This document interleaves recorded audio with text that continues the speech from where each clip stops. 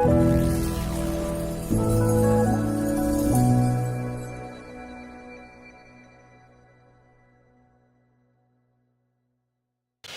South Africa, welcome to Lighthouse, where we put some truth on the matters in South Africa. And with me today, I'm very privileged to have a very young and up-and-coming politician in South Africa.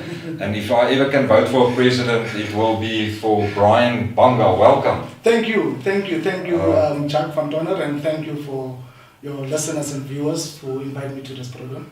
Yeah, guys, and the reason I have an interview today with Brian is because of the matters in South Africa. There's a lot of issues in South Africa currently with black and white, and there's this land compensations act that the parliament want, or that they're busy to get votes for, and there's a lot of things that the general public in South Africa don't know. So Brian, tell us a little bit about yourself and where you're from, and how did you get involved in politics? I was born in Kimberley. I was born in 1980. I was born in the townships. I got involved in politics in about 1988, where I was invited to a youth league meeting with a former leader called President Charles. But other side from that, my political life started from then. And then after the new dispensation of 1994, I started to go to school, obtained my diploma in electrical engineering. In 2007, started the company Zabalaza Communications, which deals with interpreting, translating, advertising, and branding. During that time, we decided that we are going to focus on languages. So we decided that we are going to build a portfolio on the basis of languages. The Freedom Charter, the Universal Declaration, and the Constitution of South Africa were the first three documents that we decided to translate. The English language in South Africa has always been practiced in four folds. There has been British English, Scottish English, Poetic License, and Standard English.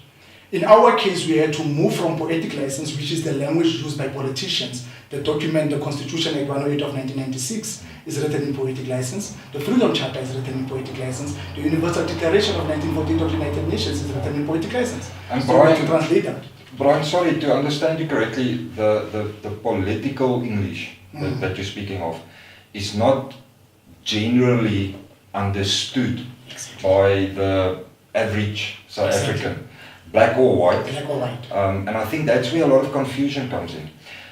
Brian, sorry, I just want to, guys, there's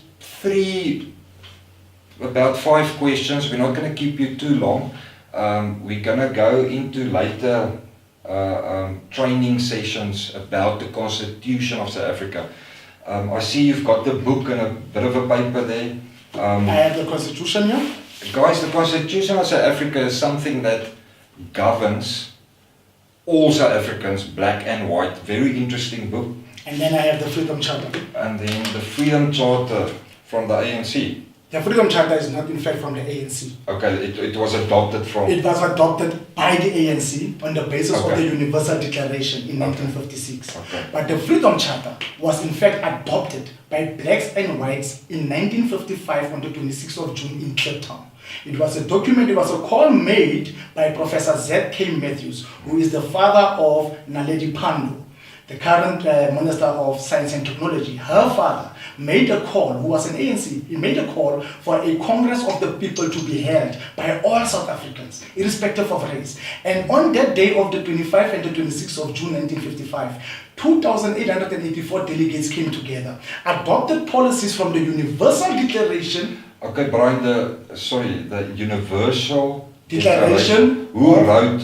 The Universal Declaration of Human Rights was written by the United Nations. When? In 1948, it was adopted as a Resolution 217, Roman figure 3, on the 10th of December. So to get the question right, the Freedom Charter from the ANC was adopted from the Universal Declaration. Okay. Policies were taken from the Universal Declaration and incorporated into the Freedom Charter, and then this document was declared as the Freedom Charter of South Africa. Okay. Whilst we have now the Universal Declaration of the United Nations, which is a global policy. So you are saying that as a white South African and as a black South African, we have rights from all three documents, from the Universal Declaration, from the Freedom Charter, and the Constitution. So in other words, they can't just, or nobody can just come and take my land. No. Okay. No, they have no right to do that. Okay. Number one. How can we, sorry Brian, how can we fight This thing. ANC, how can we fight the ANC or any political party that wants to take land without compensation? That starts with that platform of land without compensation. I will refer you to section 25 of the Constitution, which is under property. Okay, and this is from the Constitution Act 108 of 96. The Constitution of the Republic of Of South Africa. Yes, I'm going to refer you to that policy. Wow. Yes. And this was written for All South black and white. Black and white. Okay. It doesn't prejudice anyone. It was written for all of us. Okay. Now, so we can fight land. Expropriation without compensation. We can fight it. We can fight it. Okay. We have a full tool, and that is the Okay. Constitution. Brian, do you think South Africa is heading for a Zimbabwe scenario? I will say yes, and I will say no. Okay. Why I say no? I will start with my no answer. Why I say no? This Constitution, Act 108 of 1996, only allows a president to serve us for 2 terms. 1 term is 5 years, 2 terms is 10 years. After that, he is entitled to his benefits as a president after serving his full terms. So President Zuma now is he in his second term? He's in his second term, Finishing up until 2019, as the Okay. president of South Africa, not as the president of the ANC. Okay. Sir Ramaphosa is the president of the ANC. Okay. President Zuma is the president of South Africa. Okay, do you think Cyril Ramaphosa might take over presidency? Well, customary to the African National Congress, if the president has now been removed, as Yeah. in the case of the elective conference that they had last year, Sir Ramaphosa becoming the new president of the ANC, Okay. it is customary that the next president after the elections, the national elections, the president of the ANC will become now the president of the country. That means that Sir Ramaphosa might in fact become the president of South Africa after Jacob Zuma's term. Okay, But I need so to go back to something that you have asked Zimbabwe. me. Yes. Okay, I need to go back to the Yeah. platform. I'm sure the viewers have many questions. Yes, around that issue. You know, is there place for white South Africans after the new election in 2019? Is South Africa going to become like Zimbabwe? You said no and yes. Yes, I said twofold. No, on the basis of politics, the political landscape. Okay, because Because of a president only serves 2 terms, we will never have a president that will serve us for more than 30 years. We Okay. can only serve for 10 years. And But yes. yes, on the second platform. Why I say yes, we will be there. We will get to Zimbabwe economically. Why I say so is that when President Zuma placed Nelson Mandela's face on the currency, he gave Mandela his royalty. It was a benefit. In this case, if President Zuma has to serve full 2 terms, President Zuma will be entitled for his face to be placed on our money. Now, are you prepared to spend with money, a currency note, where this person is accused of rape? He was accused of, he has charges hanging over his head of 789 charges. He lied in parliament. He lied about his house by saying that his family built his home. He's lying to the African National Congress time and again. And he's in fact betraying South Africa. I'll make you an example. When the people were shot in Marikana, 34 miners were shot dead. 10 people died before. Did President Zuma even apologize during the time of that massacre? No. Secondly, the life is many people. Blacks and whites died. Mentally ill people. Based on an administration that was fast. Those people died. When it was requested in parliament for a moment of silence by a white man, not a black man, a white man, all of them allowed the Speaker of Parliament to say, no, shift it to next week. Now I ask you, if it was white people that died in Lafiya, if it was white people that died the before of them, and the president was white, what would have been the first task of the president? Apology for what happened. My condolences for what happened.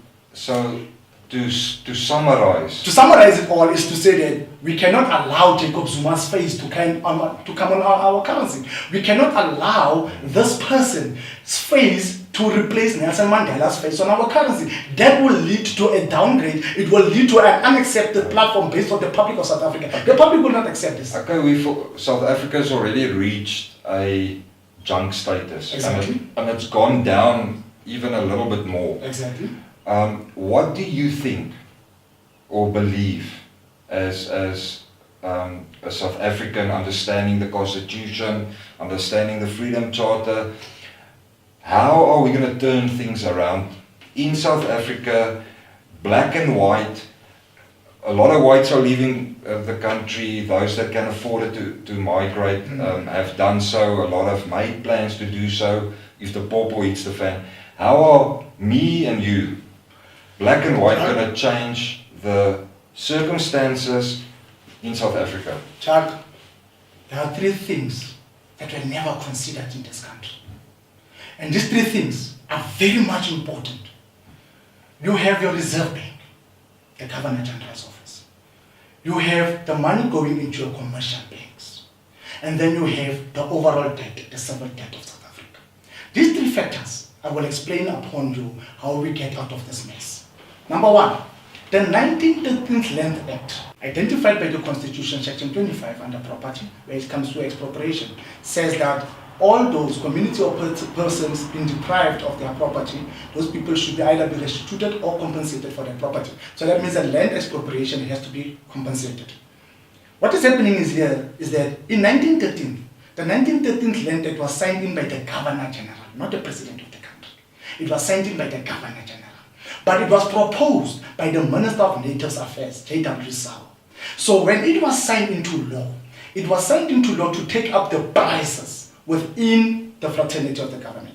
What happened is that the government itself, they gave the blacks 10.5 million hectares, which was 7.5% of the overall land of South Africa. Whilst the state, not the white people, the state maintained 92.5% of the land, which was 131.5 million hectares. They reserved 26.5 million hectares for the blacks, putting it aside. So if you add the 26.5 to the 10.5, that will give blacks 37 million hectares. But if you look at the 105 million hectares that was remain, the government took up a promissory note, which is a principal, a loan contract.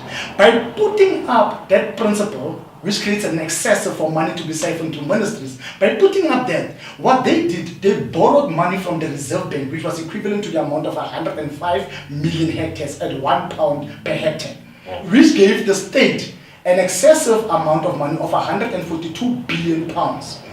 Right now. Okay, so we as the government of South Africa we owe the Reserve Bank. We owe now the Reserve Bank 142 billion pounds. Plus, yes, billion pounds plus interest. Okay, but who's got now I'm asking the question, who's got the claim of the land then? The claim of the land was that this land will be purchased from the Reserve Bank. The Reserve Bank, the land was placed on collateral. Okay. Right? No one owned the land. Everybody has their lands. Everybody is a farmer. Everybody is alright. Blacks and whites don't know that they don't even own land because of the land was in fact secured by the president, who was now Louis Botha. Said to the Governor General, Viscount Gladstone, I'm putting up all this land. As collateral? As collateral. For a loan? For a loan to the amount of 142 billion. But 10.5 million of that will be invested only in the blacks. Whilst 92.5%, which will be now 131.5 million hectares, will be invested into whites. The only difference was that the balance of force. The whites were around about 32.7% of the population, whilst the blacks were 67%. Okay, so Brian, it's safe to say that your land is quite safe. The land, there's nothing wrong with our land. I said there were three factors that are not taken into consideration. From a white South African and a white point of view, and just thinking like a lot of our white brothers and sisters think, is we think that the ANC have power to come and take land as they wish. They don't. Where in fact the Reserve Bank owns a lot of the title deed of the land. Exactly. And we are governed by the Constitution. Exactly. The Constitution is independent from any political party. Exactly. So there's good news, guys. We don't have to worry about our land. Brian is also the author of a book called Bantu The Politician. Bantu the Politician.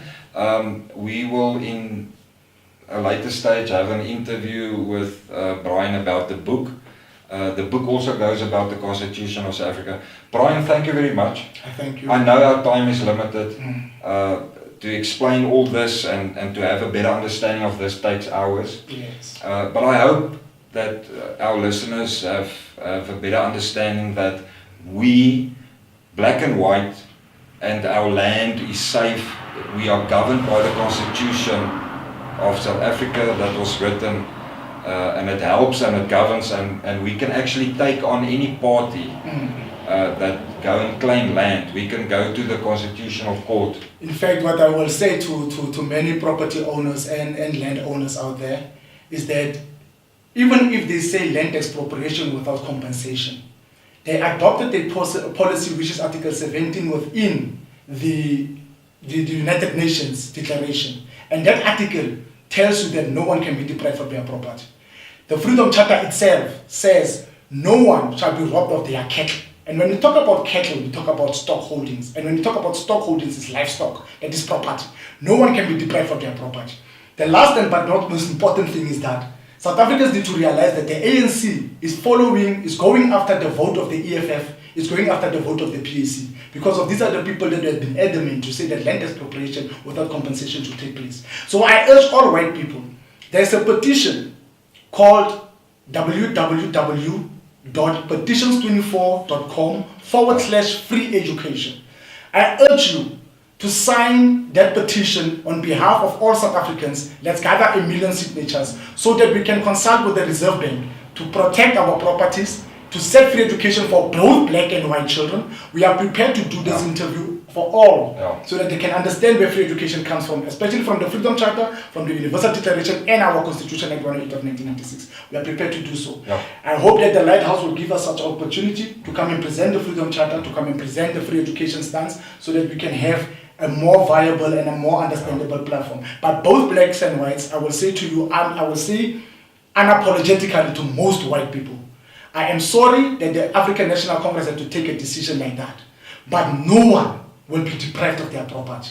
I am prepared to go and stand in the highest court of this country to say to you, in front of you, no white man will lose 1 grain of soil, nor 1 cow, nor 1 property. We have to look into the financial matters of our country, and it lies within the hands of the Governor General, and it has nothing to do with the President of this country. And there's solutions. There's many solutions. The solutions are there. It is just within 3 things: civil debt, the money going into our banks, and the Reserve Bank's reserves that they have. Only those 3 things that we need to characterize the free education, to characterize health insurance, to characterize housing, the national minimum wage, and to subsidize each and every industry in South Africa, so that all South Africans can live together in the harmony that was enshrined within the Freedom Charter and the Constitution. And we need to stop South Africa from becoming like Zimbabwe. No, definitely. So that means that Jacob Zuma must go.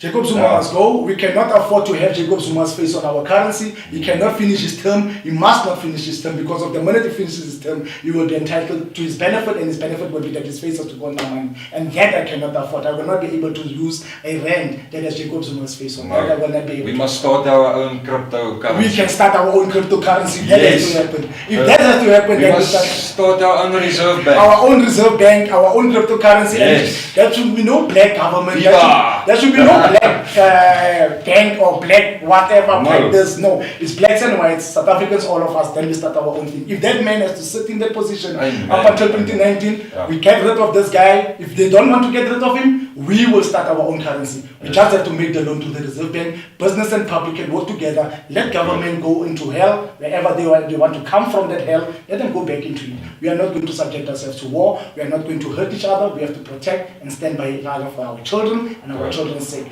for the future of South Africa and for all blacks and whites. I say unto white people, don't be skeptical, don't be afraid. It can be proven in any court of law that land expropriation without compensation is not a viable policy, and that the African National Congress took a resolution that is against the people. It cannot happen. It cannot. It must not happen. Brian, thank you very much. Thank you. Thank you, Lighthouse. We'll see you again soon. We will be together soon. Sure. Thanks, guys. Thank you. Bye-bye. Ta-da.